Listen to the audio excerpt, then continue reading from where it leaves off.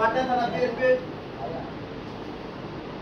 সম্মানিত আহ্বায়ক, একসময় টুকু ছাত্রতা সাবেক জিএস সরকারি ছাত্র সংসদের জনাব আব্দুল কাদের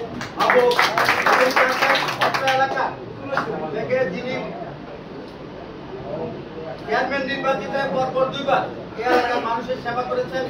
এই এলাকার মানুষের অত্যন্ত একজন পরিচিত প্রিয় মানুষ জনাব আলী হোসেন উপস্থিত আছেন।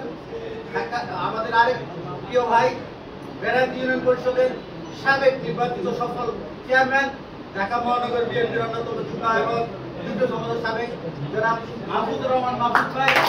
আমাদের এই এলাকা তিনি বিএনপিকে দীর্ঘদিন নেতৃত্ব দিয়েছেন আমাদের সেই প্রবীণ নেতা, আমাদের বাড্ডা ইউনিয়ন পরিষদের সাবেক সভাপতি, বাড্ডা থানা বিএনপির সাবেক নেতা জনাব আব্দুল কাদের ভাই।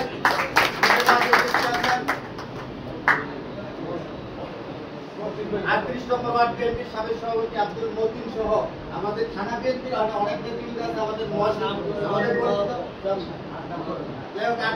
থানা বিএনপি এবং ওয়ার্ড নেতৃবৃন্দ, অঙ্গ সংগঠনের নেতৃবৃন্দকে এখানে সোলামান আজকে দাওয়াত করেছেন। সবসময় যেহেতু এখানে আমরা মিটিং করতাম, আর এই অফিসটি আমরা আশা করি সোলামান